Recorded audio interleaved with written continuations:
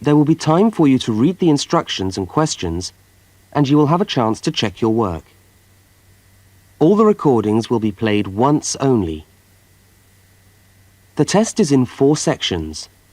Write all your answers in the listening question booklet. At the end of the test, you will be given 10 minutes to transfer your answers to an answer sheet. Now turn to section 1 of your question booklet.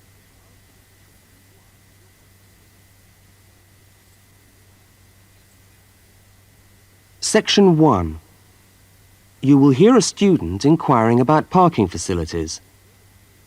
First, look at questions 1 to 4. For each of the questions, 4 alternatives are given. Decide which of the alternatives, A, B, C or D, best fits what you hear on the tape and circle the appropriate letter.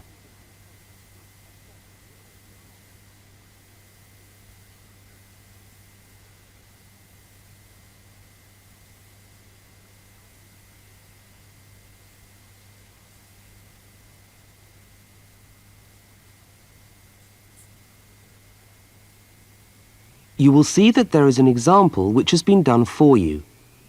On this occasion only, the conversation relating to the example will be played first.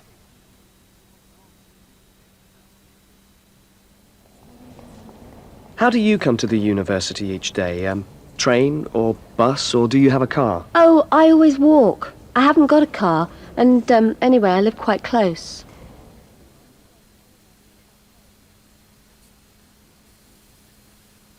The woman says she always walks, so C has been circled. Now we shall begin. You should answer the questions as you listen, because you will not hear the recording a second time. Now listen carefully to the first conversation and answer questions 1 to 4. How do you come to the university each day? Train or bus, or do you have a car? Oh, I always walk. I haven't got a car, and anyway, I live quite close.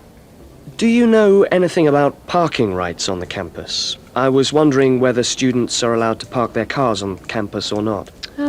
Yes. I think it's possible for postgraduate students, but not for undergraduate students. That doesn't seem very fair. No, I suppose not. But there simply isn't enough room on the campus for everyone to park. Do you need a parking permit? Yeah, I believe you do. Where do I get that from? I think you can get a parking sticker from the administration office. Where's that? It's in the building called Block G, right next to Block E. Block G? Yeah. Oh, right. And what happens to you if you don't buy a sticker? Do they clamp your wheels or give you a fine? No, I think they tow your car away. Oh, really? Yeah. And then they fine you as well, because you have to pay to get the car back. I'd better get the sticker then. Yeah. Where exactly is the administration office again? I'm new to this university and I'm still trying to find my way around. Right. You go along Library Road, past the tennis courts on your left and the swimming pool on your right. Yeah. And the administration office is opposite the car park on the left. You can't miss it. So it's up Library Road, past the swimming pool, opposite the car park. Right, I'll go straight over there. Bye, and thanks for the help.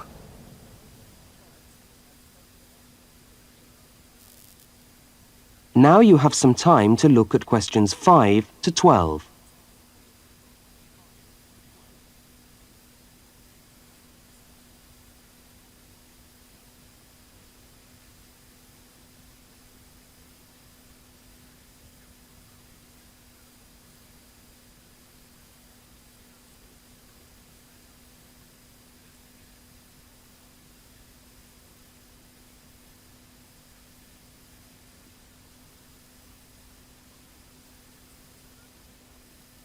As you listen to the next conversation, complete the application form in the spaces numbered 5 to 10 and answer the questions numbered 11 to 12.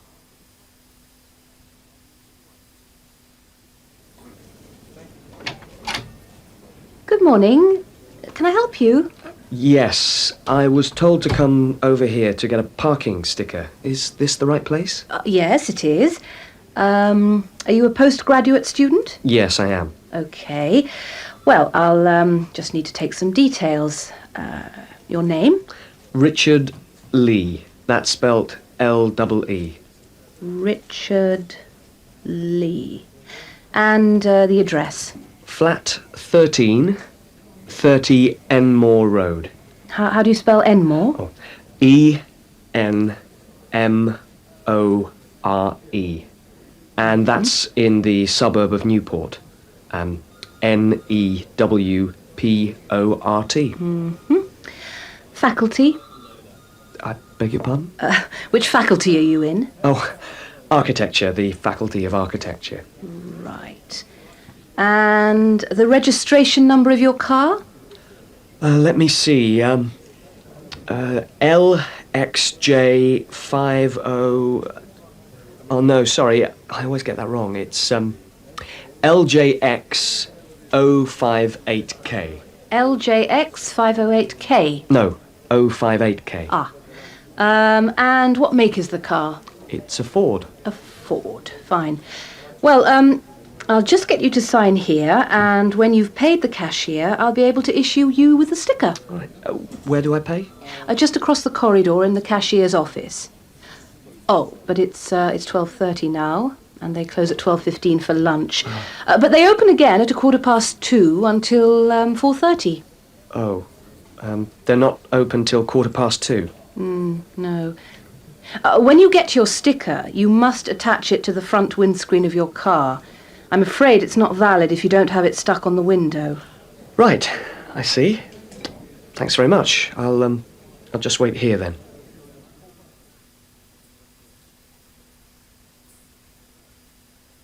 That is the end of section 1. You now have half a minute to check your answers.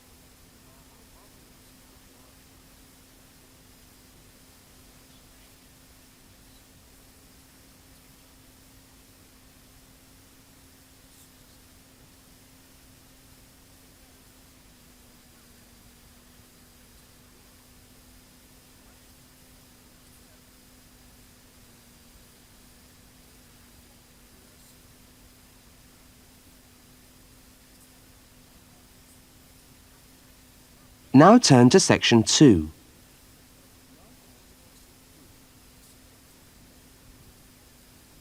Section 2. You will hear a talk given by a guide showing a group of people round a museum. First, you have some time to look at questions 13 to 18.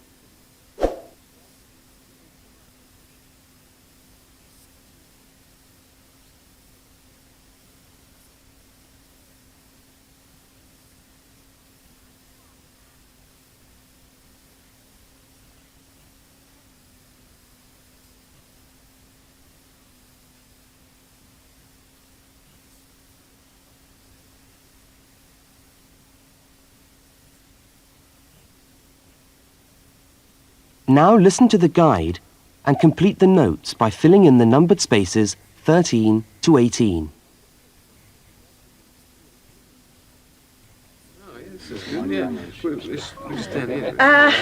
Good morning, everyone, and welcome to the Maritime Museum. Now, before we commence our tour, I'd just like to tell you a little bit about the history of the museum. As you can see, it's a very modern building, built in the postmodern style, and it was in fact opened by the Prime Minister of Australia in November 1991. It's been designed with a nautical flavour in mind, to remind us of our links with the sea. But the museum isn't only housed in this building. There are a number of historic ships docked outside in the harbour which form part of the museum, and which you are also free to visit. And we'll be coming to them shortly. I'd just like to point out one or two things of general interest while we're here. Handicapped toilets are located on this floor, and the door shows a wheelchair. The cloakroom, where you can hang your coat or leave your bags, is just behind us here. The education centre is on the top floor, and there's a good little library in there which you might like to use. Follow the signs to the education centre. You'll see a lot of little green arrows on the wall. The green arrows will take you there. The information desk, marked with the small letter I on your plan, is located right here in the foyer. So if you get separated from your friends, I suggest you make your way back to the information desk because we'll be returning to this spot at the end of the tour. All right? Now, if you look out this window, you should be able to see where the museum's ships are docked. If you want to go on a tour of the old ship, the Vampire, she's docked over there, and you should meet outside on the quay. However, a word of warning. I don't recommend it for the grandmas and grandpas because there are lots of stairs to climb. Right now, let's move on. Oh, I almost forgot to give you the times for that tour. Now, tours of the Vampire run on the hour, every hour, all right? Now look at questions 19 to 23.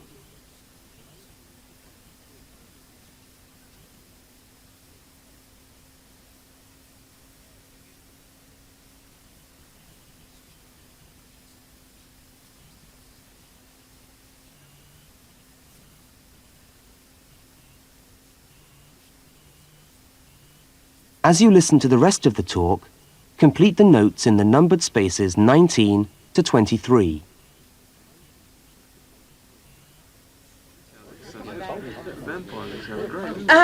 Let's take a walk around the museum now. The first room we're coming to is the theatre. This room is used to screen videos of special interest, and we also use it for lectures. There's a continuous video showing today about the voyages of Captain Cook, so come back here later on if you want to learn more about Captain Cook. Now, we're moving along the gallery known as the Leisure Gallery. This is one of our permanent exhibitions, and here we try to give you an idea of the many different ways in which Australians have enjoyed their time by the sea. Surfing, swimming, life-saving clubs, that's all very much a part of Australian culture. At the end of this section, we'll come to the picture gallery, where we've got a marvellous collection of paintings, all by Australian artists. I think you can buy reproductions of some of these paintings in the museum shop. They're well worth a good look. Now, we're coming to the Members' Lounge. Now, as a member of the museum, you would be entitled to use the Members' Lounge for refreshments. Membership costs $50 a year or $70 for all the family. So it's quite good value because entry to the museum is then free. And down at the far end of this floor, you'll find the section which we've called Passengers and the Sea. In this part of the museum, we've gathered together a wonderful collection of souvenirs from the old days when people travelled by ship. You'll find all sorts of things there. Old suitcases, ship's crockery, first-class cabins decorated in the fashion of the day. Just imagine what it must have been like to travel first class. Now, I'm going to leave you to walk around the museum on your own for a while, and we'll all meet back again at the information desk in 3/4 of an hour's time. I hope you enjoy your time with us at the museum today. Thank you.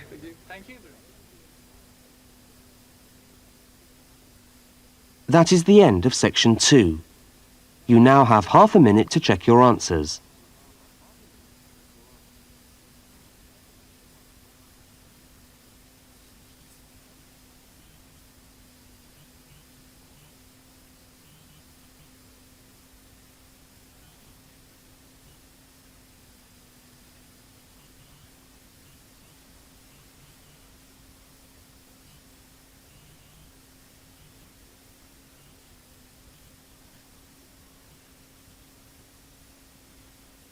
Now turn to section 3.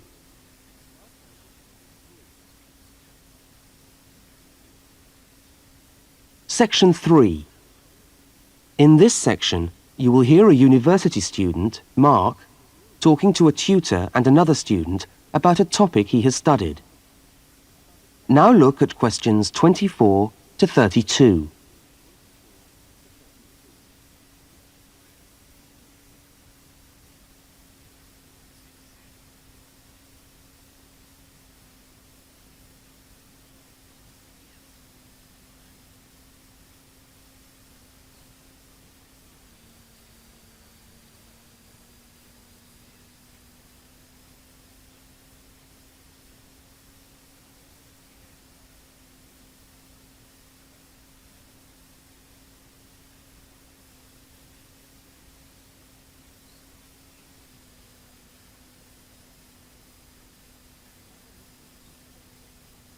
Now listen to the conversation and answer questions 24 to 32. Okay, everybody. Good morning. Good morning. Morning. It's Mark's turn to talk to us today, so Mark, I'll ask you to get straight down to business. All right. Now, following on from what we were discussing last week in Susan's tutorial on approaches to marketing, you were going to give us a quick rundown on a new strategy for pricing, which is now being used by many large companies, known as revenue management, before we go on to your actual tutorial paper on sales targets. Is that correct? Yeah, okay, well... So, what exactly is revenue management? Well, it's a way of managing your pricing by treating things like airline tickets and hotel rooms rather more as if they were perishable goods. Yeah, I just tried to book a ticket yesterday for Perth, and would you believe there are 3 different prices for the flight? Right, and what was the rationale for that? Well, the travel agent said it depended on when you book and the length of the stay. Like, it's cheap if you stay away for a Saturday night, presumably because this isn't business travel, and even cheaper if you buy a ticket where you can't get a refund if you have to cancel. In that case, the ticket costs about half the price. You wouldn't think it would make that much difference, would you? Well, it does, and that's basically because the airlines are now treating their seats like a commodity. You see, if you want a seat today, then you pay far more for it than if you want it in 3 weeks' time. That seems rather unfair. Well, not really. When you think about it, that's just common sense, isn't it? Well, I suppose so. What this actually means is that in the same row of seats on the same flight, you could have 3 people who have all paid a different price for their tickets. And is this just happening in Australia? No, it's the same all over the world. Airlines are able to market a seat as a perishable product with different values at different stages of its life. Well, like mangoes or apples at the market. Yeah, it's exactly like that. The fact is that the companies are not actually interested in selling you a cheap flight. They're interested in selling the seats and flying airplanes that are full. Mark, why do you think revenue management has come about? Well, as far as I can see, there are 2 basic reasons. Firstly, because the law has been changed to allow the companies to do this. You see, in the past, they didn't have the right to keep changing the prices of the tickets. And secondly, we now have very powerful computer programs to do the calculations, and so the prices can be changed at a moment's notice. So you mean 10 minutes could be critical when you're buying a plane ticket? Absolutely. That's right. Yep. And I understand we've almost reached the stage where these computer programs that the airlines are using will eventually be available to consumers to find the best deals for their travel plans from their home computer. Heavens, what a thought. So the travel agent could easily become a thing of the past if you could book your airline tickets from home. Are there any other industries using this system, or is it restricted to the airline business? No, many of the big hotel groups are doing it now. That's why the price of a bed in a hotel can also vary so much, depending on when and where you book it. It's all a bit of a gamble, really. Yeah, and hire car companies are also using revenue management to set their tariffs, because they're also dealing with a commodity, if you like. So the cost of hiring a car will depend on demand. Well, thank you, Mark, for that overview. That No was trouble. well researched. Now, let's get on with your main topic for today. That is the end of section 3.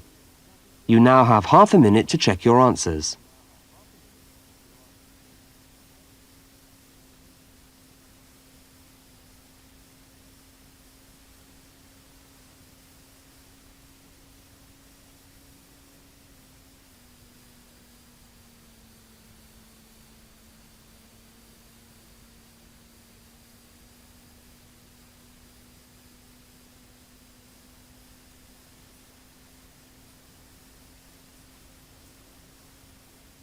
Now turn to section 4.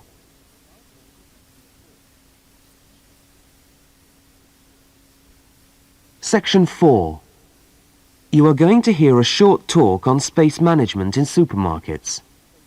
First, you have some time to look at questions 33 to 37.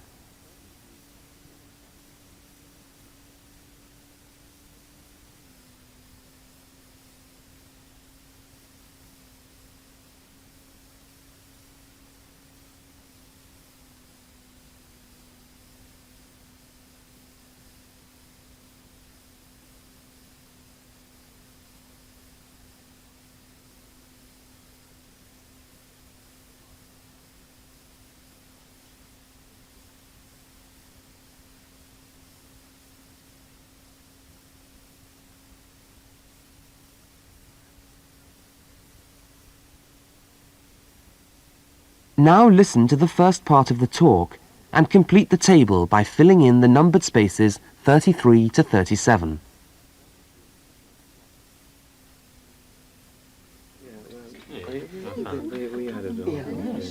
Good morning. Welcome to this talk on space management. And today I'm going to look particularly at space management in the supermarket. Now, since the time supermarkets began, marketing consultants like us have been gathering information about customers' shopping habits. To date, various research methods have been used to help promote the sales of supermarket products. There is, for example, the simple and direct questionnaire, which provides information from customers about their views on displays and products, and then helps retailers make decisions about what to put where. Another method to help managers understand just how shoppers go around their stores are the hidden television cameras that film us as we shop and monitor our physical movement around the supermarket aisles. Where do we start? What do we buy last? What attracts us, etc. More sophisticated techniques now include video surveillance and such devices as the eye movement recorder. This is a device which shoppers volunteer to wear taped into a headband and which traces their eye movements as they walk round the shop, recording the most eye-catching areas of shelves and aisles. But with today's technology, space management is now a highly sophisticated method of manipulating the way we shop to ensure maximum profit. Supermarkets are able to invest millions of pounds in powerful computers which tell them what sells best and where. Now, an example of this is Spaceman, which is a computer program that helps the retailer to decide which particular product sells best in which part of the store. Now, Spaceman works by receiving information from the electronic checkouts where customers pay on how well a product is selling in a particular position. Spaceman then suggests the most profitable combination of an article and its position in the store. Now you have some time to look at questions 38 to 42.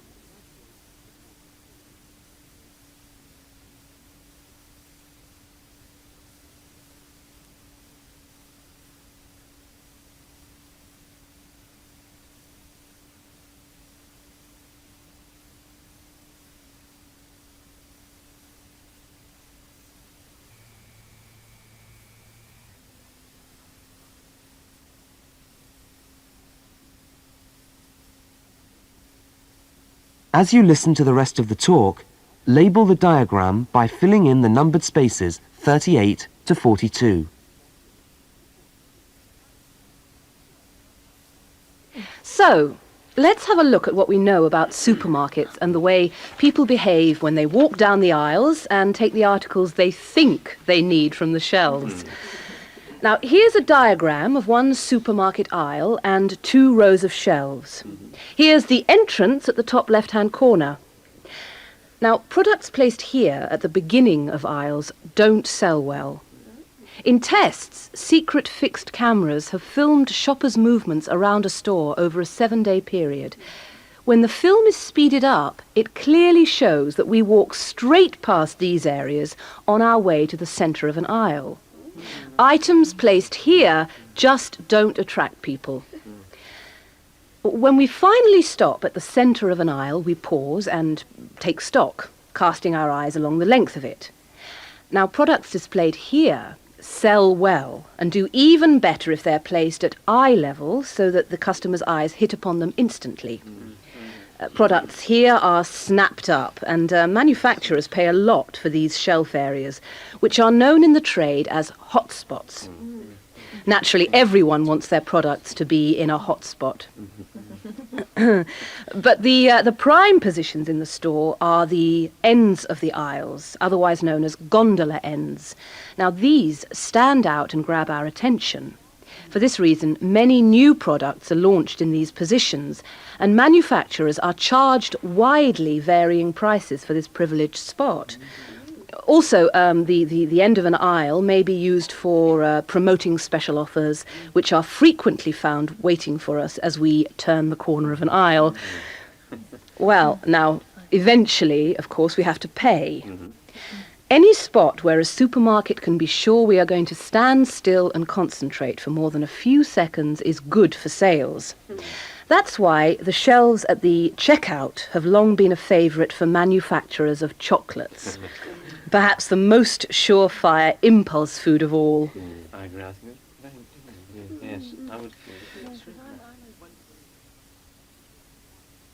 That is the end of section 4. You now have half a minute to check your answers.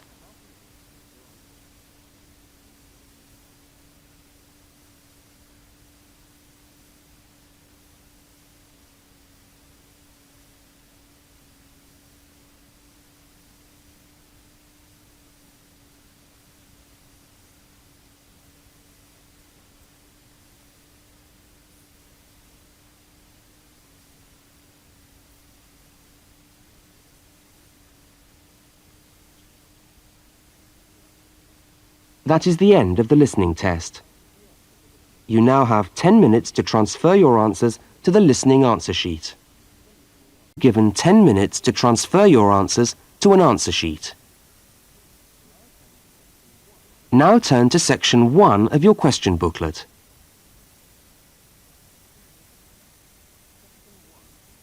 Section 1. Two students meet on the university campus. They start a conversation together. First, look at questions 1 to 5. For each of the questions, 4 alternatives are given.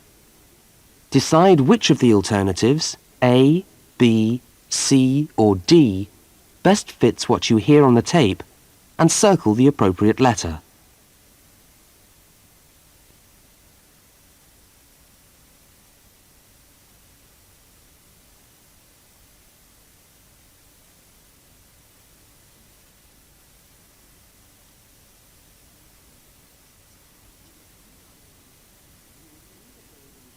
You will see that there is an example which has been done for you.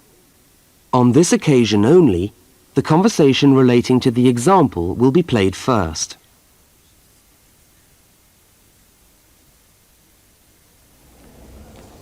Excuse me, can you help me? I was looking for the main hall. No, maybe I can, actually. I'm looking for the main hall, too. I think it's in the administration building. Are you a new student? Yeah, I am. The man says he's looking for the main hall too. So A has been circled. Now we shall begin. You should answer the questions as you listen, because you will not hear the recording a second time. Now listen carefully to the first conversation and answer questions 1 to 5.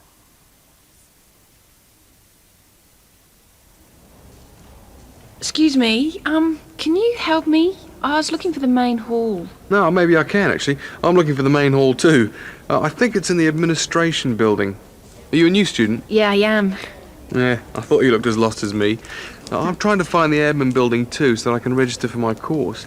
But I don't seem to be having much luck. Well, look, according to this map of the campus here, you go straight up the steps, turn left, and the building's on the right. Okay, let's see if we can find it. Ah, this looks right. Yeah, it must be. Look, there are hundreds of other people here. There must be at least 50 people in the queue. We'll be here till gone 2 o'clock at this rate. Yeah, and I'm starving. So am I. Actually, I was on my way to the canteen to get something for lunch.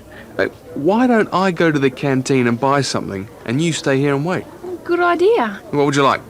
Pizza, sandwich, hot dog, fried rice? They do everything. Oh, something easy. Takeaway fried rice sounds good. Okay, fried rice. No, on second thoughts, I'll have a cheese and tomato sandwich. Right, 1 cheese and tomato. Anything to drink? Yeah, give me coffee, would you? Hot coffee's a bit hard to carry. What about a Coke or an orange juice? Get me an orange juice then. Look, here's $5. Oh, yeah, take $2 back. Shouldn't cost me more than $3. Well, get the 5, we'll sort it out later. Oh, and could you get me an apple as well? Okay, back in a minute.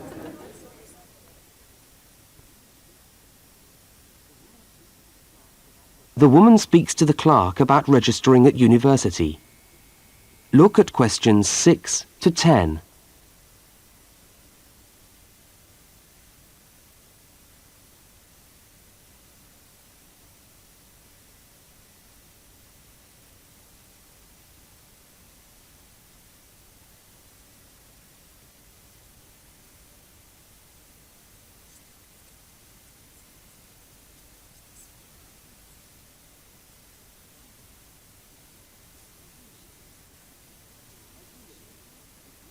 As you listen, complete the form by filling in the numbered spaces 6 to 10.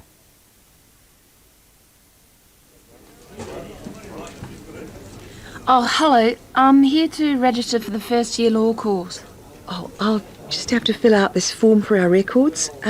What's your name? Julia Perkins? Can you spell that for me? Yeah, that's JULIAPERKINS.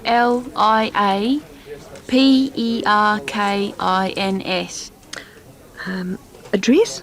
Flat 5, 15 Waratah Road. That's WARATAH, Brisbane. Brisbane.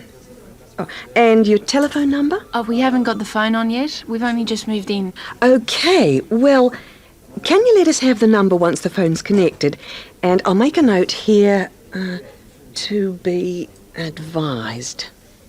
And the course? Beg your pardon? What course are you doing? Oh, first year law? Right.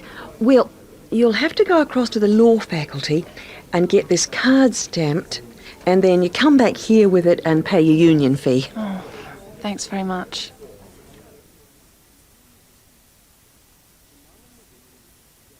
The man and the woman meet up again.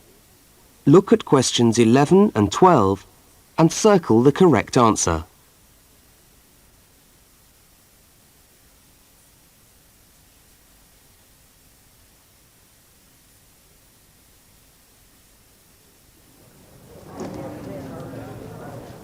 Oh, there you are. Oh, I thought you were never going to come back. Sorry, the canteen was absolutely packed and I had to wait for ages. And then when I got to the front of the queue, there'd hardly any food left. So I had to get you a slice of pizza. Sorry. Oh, that's okay. I could eat anything. I'm so hungry. Oh, and there's your bottle of orange juice and your apple. At least I managed that. Great. Thanks a lot. Oh, and here's your $2 back. Don't worry about it. Buy me a cup of coffee later. Oh, all right then. So how'd you go? Oh, well, in order to register, we've got to go to the law faculty and get this card stamped. And then go back to the admin building and pay the union fees. That means we're registered. After that, we have to go to the notice board to find out about lectures, and then we have to put our names down for tutorial groups and go to the library to... Oh, no, great. Well, first let's sit down and have our lunch, eh?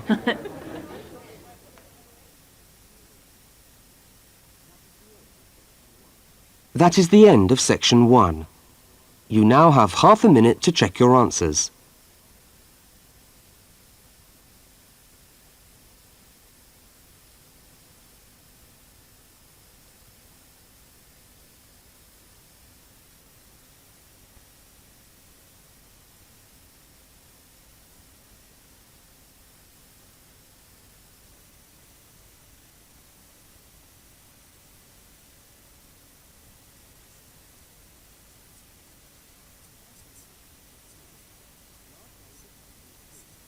Now turn to section 2.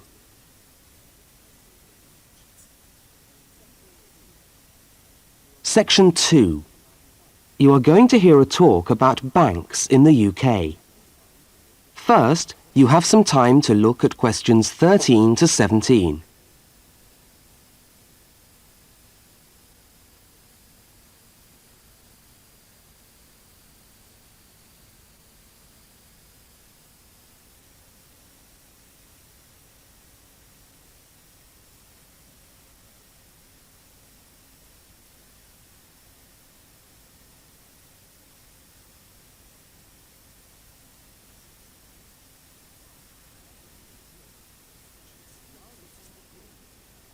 Now listen to the talk and complete the notes by filling in the numbered spaces 13 to 17.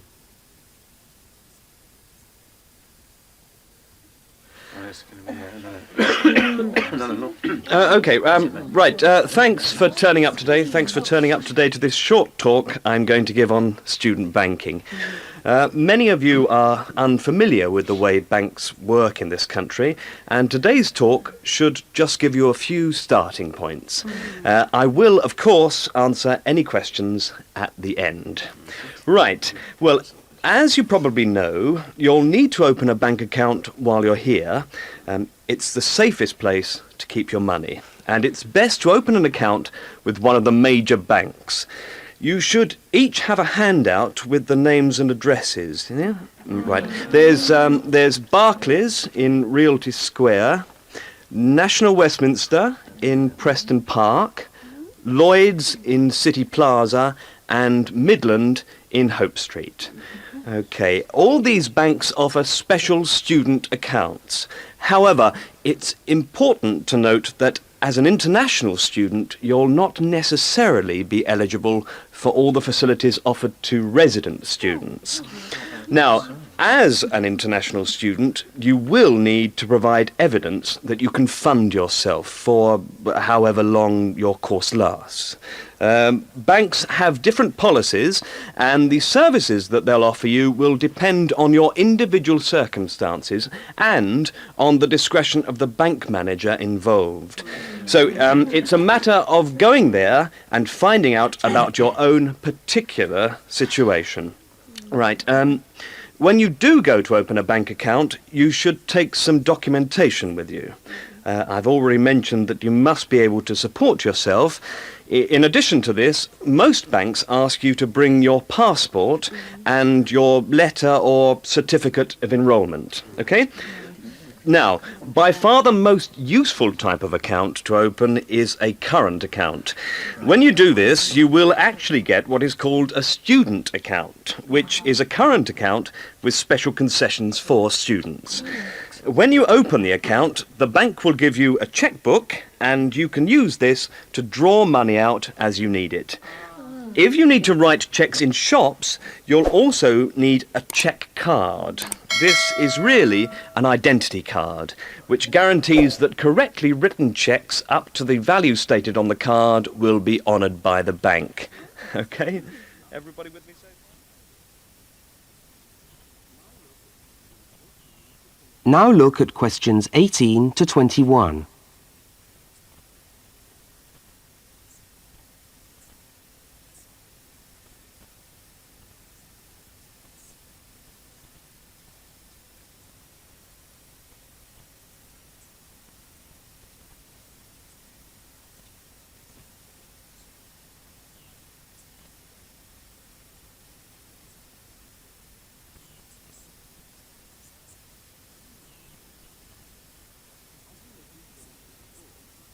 As you listen to the rest of the talk, complete the rest of the notes in the spaces numbered 18 to 21. Right, if you want to draw out cash for yourself, you can make the cheque payable in your own name or to cash. You can also withdraw cash from a cash point machine with a cash card. Now, these are extremely useful as they enable you to withdraw cash from your account during the day or at night. There is also another card called Switch or Delta, and you can use this to pay for things in shops. It takes the money right out of your account, so you don't need your checkbook. Now, you may want to take more money out of the bank than you have in it. This is called having an overdraft. Be very careful with this. You should not do this without permission from your bank. Overdrafts usually incur charges, though some banks offer interest-free overdrafts to some students. But find out before you get one, right? Well, that just leaves opening times. When can you go? Banks used to be open from 9:30 a.m. until 3:30 p.m. from Monday to Friday. But many main branches are now open until 4:30 or 5 p.m. on weekdays, and some of the bigger branches in London and other major cities are now open for a limited time on Saturdays. Okay, any questions? That is the end of section 2. You now have half a minute to check your answers.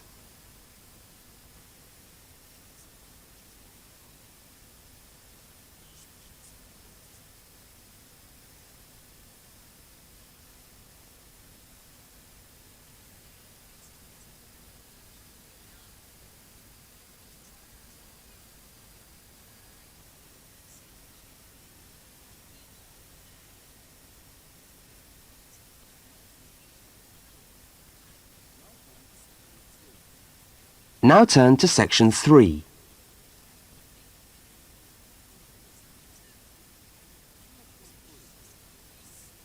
Section 3. Two students, Dawn and Ilmar, are discussing a project that they are working on together. First, you have some time to look at questions 22 to 25.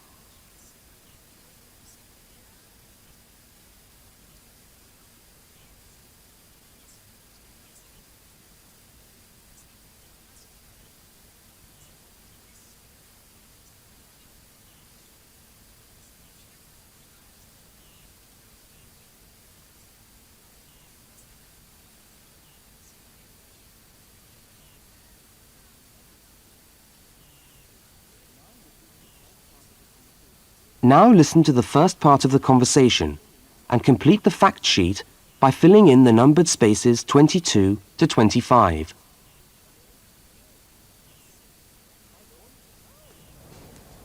Hi, Dawn. Oh, hi, Ilmar. I'm glad I've bumped into you. I've just found a great idea for the presentation we've got to do for Dr. Banks next month. What, the one on everyday objects? Yes, look at this article. It's really interesting. The aluminium Coke can? You know, Coca-Cola cans, soft drink cans. Look, let's sit down here. Have you got a minute? Sure. I'll just get my bag. Okay. So, you think we can get a presentation out of this article? I'm sure we can. First of all, we can provide some interesting facts about the aluminium cans that we drink out of every day. Like? Well, here it says that in the US they produce 300 million aluminium drink cans each day.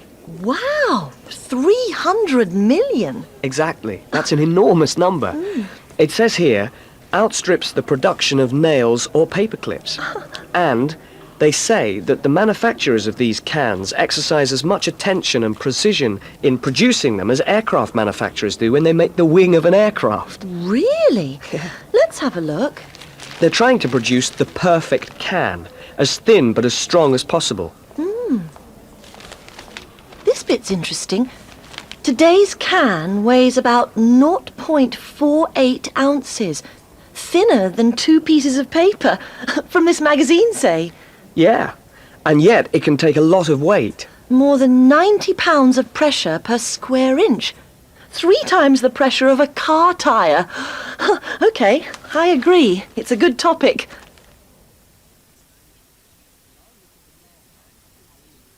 Now look at the diagram of the aluminium can and at questions 26 to 31.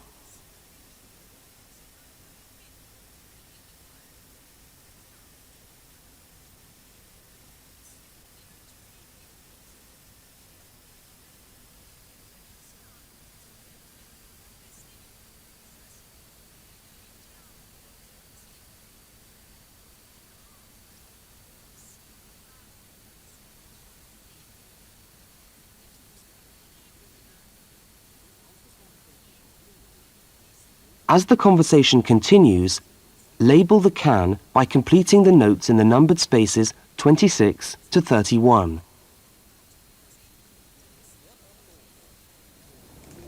What I thought was that we could do a large picture of a Coke can and label it and then talk about the different parts. Look, I've done a rough picture here.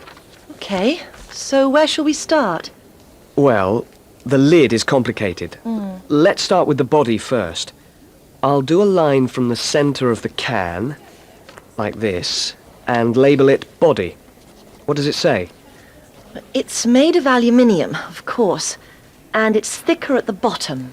Right, so that it can take all that pressure. And then I think you should draw another line from the body for the label. Right. Label. The aluminium is ironed out until it's so thin that it produces... Oh, what does it say? A reflective surface suitable for decoration. That's right. Apparently it helps advertisers too. Yes, because it's so attractively decorated. Good. And then there's the base. Yes, it says the bottom of the can is shaped like a dome so that it can resist the internal pressure. That's interesting. I didn't know that. Nor did I. OK, so going up to the lid, there are several things we can label here. There's the rim around the edge, which seals the can. Got that. And there's a funny word for the seal, isn't there? Yes, it's a flange. What does it say about it?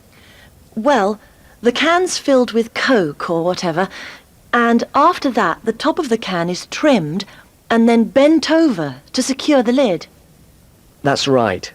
It looks like a seam. We could even do a blow-up of it, like this. F-L-A-N-G-E.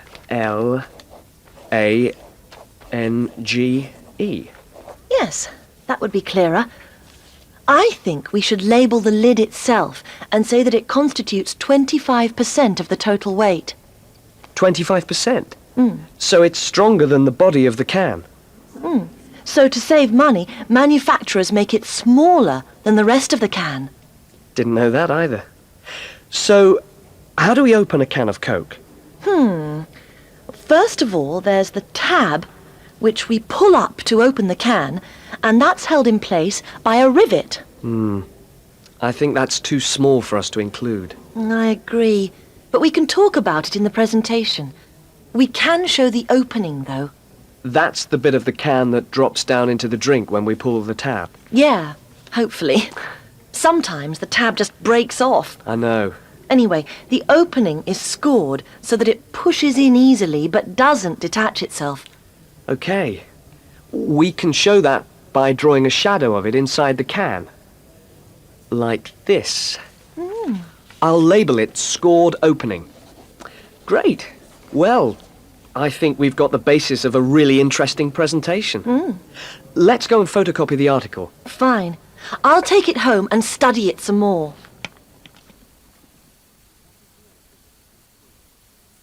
That is the end of section 3. You now have half a minute to check your answers.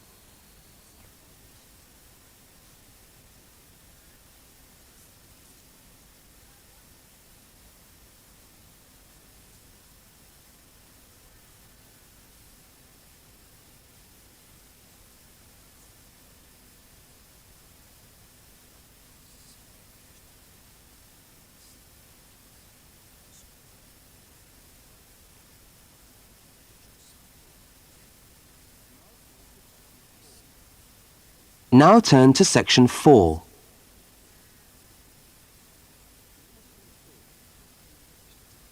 Section 4. You are going to hear part of a short university lecture. First, look at questions 32 to 42.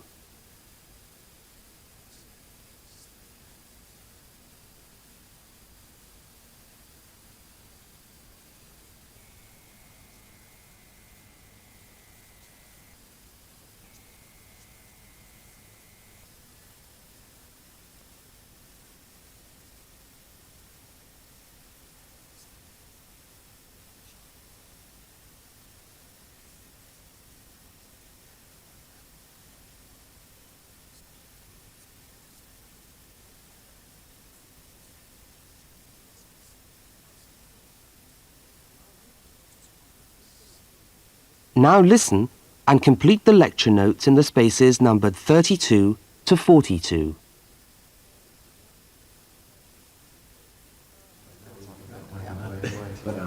Good morning and welcome to the university's open day and to our mini lecture from the Sports Studies Department. Now, the purpose of this lecture is twofold. One, we want you to experience a university lecture to give you a taste of what listening to a university lecture is like. And two, we want you to find out something about the Sports Studies program at this university. So feel free to ask any questions during the talk and I'll do my best to answer them. Right, so what does a course in sports studies involve? Well, you wouldn't be blamed for not knowing the answer to this question because sports studies as a discipline is still comparatively new, but it's a growing area and one which is now firmly established at our university. Now, there are 3 distinct strands to sports studies, and you'd need to choose fairly early on just which direction you wanted to follow. And I'll just run over these now. Firstly, we've got the sports psychology strand. Secondly, we've got the sports management strand. And last but not least, there's the sports physiology strand. So just to recap, there's sports psychology, sports management, and sports physiology. Let's look first at psychology. Now, the people who study sports psych want to work with top athletes, and they're looking at what will take those athletes that 1% extra. What makes them win? When all other things are equal, physically all other things are equal, they want to know what are the mental factors involved. The sports psychologist works closely with the athlete through his or her training program and becomes an integral part of the team. In fact, you could say that they play just as important a role as the coach. So if you're interested in what makes people win, this could be the area for you. Now, secondly, we've got the strand which I referred to as sports management. And this goes hand in hand with the area of sports marketing. So you might like to think of this area as having 2 branches, management and marketing. On the management side, we look at issues relating to the running of sports clubs, management of athletes, that sort of thing. But then on the other side, we've got sports marketing. And this is the side that interests me more, because here we will look at the market forces behind sport. Questions like, why do people spend their money on a football match or a tennis game rather than, say, on buying a CD or going to the cinema? What are those market forces? Sport used to just compete with sport. Nowadays, it competes with other leisure activities. The spectators go to sport to be entertained rather than out of loyalty to a team. They want to have an evening out, and they don't want the cheap seats anymore. They want good seats. They want entertainment. And the professional sportsmen and women respond to this without question. They are there to give a performance. They provide the entertainment. So in the marketing course, we address all these commercial issues, and we look at how this hooks back into the management of sport. Now, the third branch of sports studies sometimes comes under another name and is also known as exercise science. And again here, we find that there are 2 distinct types of exercise science. The first is working very much at the macro level, what I call the huffing and puffing people. So this looks at fitness testing, body measurements, all that sort of thing. But the more interesting side of sports physiology, at least in my view, is the side that looks at the micro level, looking at cellular change. They're doing cellular research, looking at changes in body cells when the body is under stress. So that just about brings us to the end of our mini lecture for today. I hope you found it interesting, and I look forward to seeing you all on our course next year. But feel free to come and talk to me if you want any more information. I'll be over at that notice board near the main entrance. Thank you very much.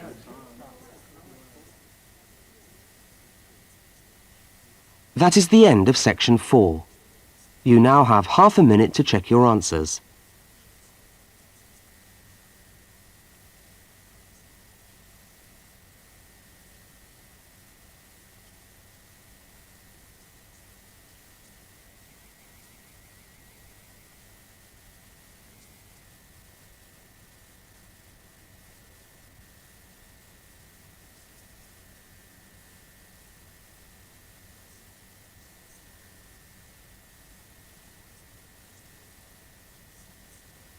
That is the end of the listening test. You now have 10 minutes to transfer your answers to the listening answer sheet.